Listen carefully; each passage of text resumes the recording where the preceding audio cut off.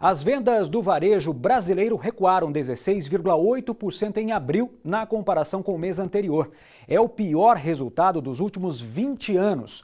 Os dados foram divulgados hoje pela manhã pelo IBGE, o Instituto Brasileiro de Geografia e Estatística.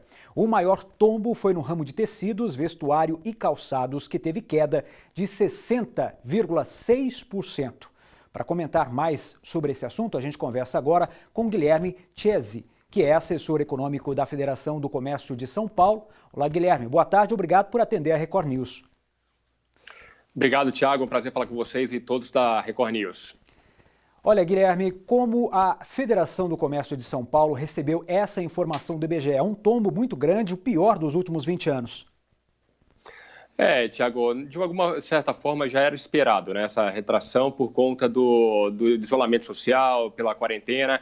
A gente já tinha dado um negativo no mês de março, mas havia somente uma semana e meia ali de fechamento. O resto estava um mês normal. Então, a gente já via ali sinais de que o tombo do mês de abril seria muito forte. A gente viu, de fato, uma retração de 27,1% em relação a abril do ano passado.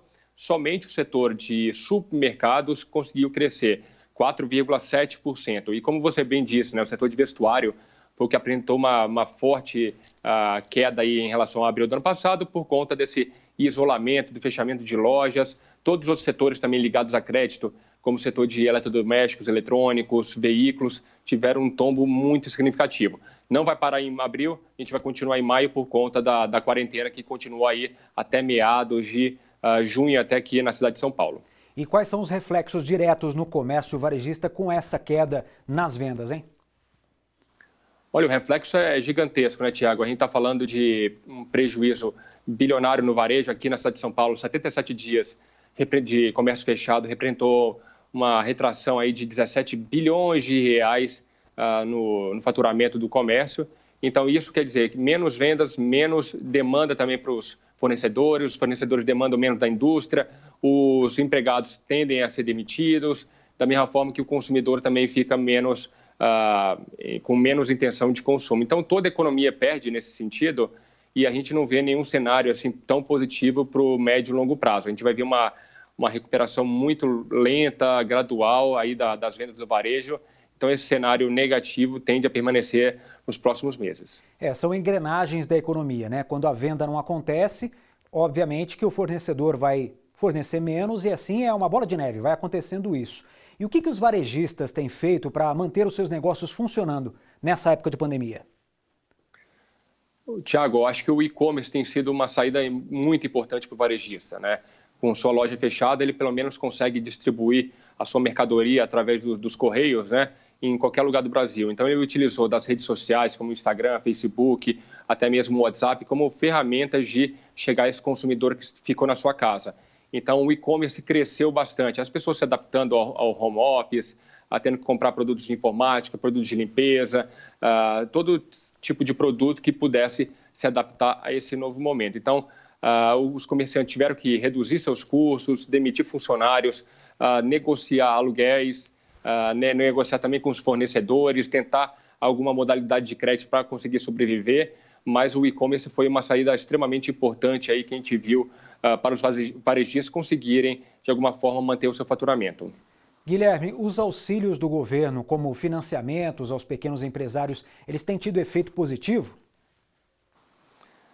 Olha, os financiamentos, esses empréstimos aí que com taxa de juros baixas e um prazo de pagamento alongado, ele não tem chegado na ponta por conta da restrição do sistema financeiro, né? Os bancos olham com risco tanto das famílias quanto das empresas de inadimplência.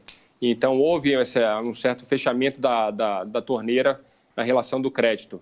Então, a gente viu que muitas empresas conseguiram, principalmente as grandes que têm uma capacidade financeira maior, mas a micro e pequena empresa sofreram ao longo dos 77 dias aí do comércio fechado aqui na cidade de São Paulo. Então, o crédito não chegou na ponta, mas o governo editou duas medidas provisórias importantes agora 977 e 975, que deu uma certa garantia para o sistema financeiro conseguir liberar o crédito para as empresas e para os consumidores. Mas, de fato, o crédito não tem sido... seria uma forma importante, mas não tem chegado na ponta para o empresário. Agora, qual que é a expectativa para a economia a partir da reabertura dos comércios em diversas cidades? A gente viu, né, nos primeiros dias, uma movimentação muito grande nos comércios de rua dos populares, né, 25 de março no Brás, mas não creio que essa tendência seja para longo prazo, até mesmo porque o que aconteceu na primeira semana? Muita demanda reprimida.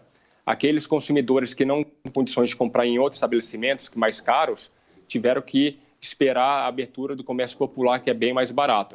Outros lojistas tinham a 25 de março e o Brás como forma de alimentar o seu estoque. Então, foi esse movimento inicial.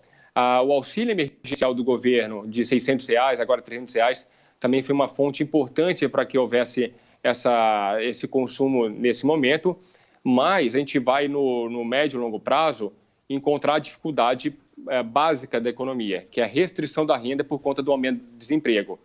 Não adianta esperar um aumento de consumo se as famílias não têm renda. Se elas não têm renda, elas também têm dificuldade de acesso ao crédito. Então, a gente vai encarar aí no médio e longo prazo, no mês de agosto, setembro, uma realidade muito dura. Então, não quer dizer que esse movimento que a gente viu nos primeiros dias fique aí até o final do ano. A gente vai ver um cenário realmente de muita dificuldade dos consumidores e dos lojistas. Agora tem a liberação do FGTS, né, que a pessoa pode sacar até R$ 1.045.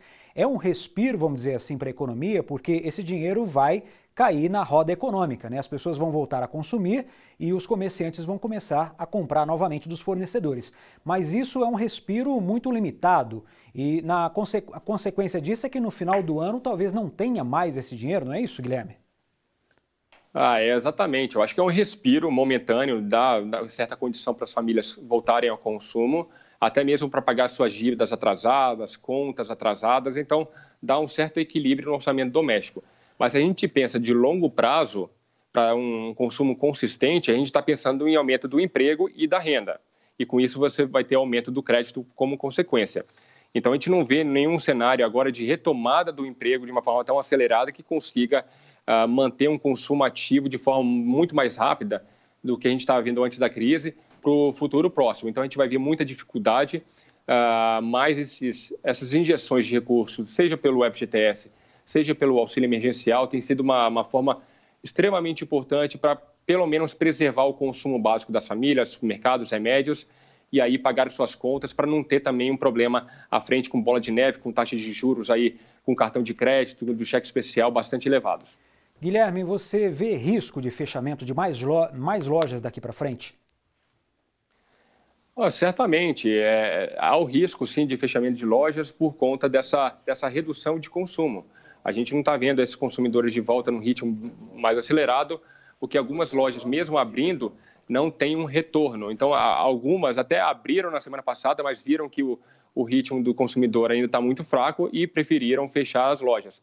Se isso continuar por um tempo mais prolongado, a gente vai ver mais fechamento de lojas. Então, é um cenário de risco, de planejamento aí do empresário, com renegociação de continuar esse processo de renegociação dos aluguéis, dos fornecedores, reduzir custos, tentar também negociar aí com os funcionários, ou seja, pela redução de jornada, com redução de salário, ou até mesmo pelas demissões. O mais importante é tentar sobreviver esse momento, mas a gente sabe que é muito desafiador encarar uma retomada que a gente não sabe qual será o rumo exato, né? Pode ter uma segunda onda mundial, pode ter nesse aumento de circulação na cidade de São Paulo, um aumento da contaminação pelo coronavírus, a gente voltar ao estágio anterior, vermelho, de fechamento. Então, tem várias incertezas aí que dificultam o planejamento do empresário, podendo haver risco de fechamento, sim. Tá certo. Obrigado, Guilherme Ditzi, ele que é assessor econômico da FEComércio, a Federação do Comércio de São Paulo, que esteve aqui com a gente repercutindo esse caso do comércio varejista, que teve uma queda histórica dos últimos 20 anos, de 16,8% em abril, logicamente por causa da pandemia. Guilherme, boa tarde para você. Boa tarde a você e a todos da Hora News. Um prazer.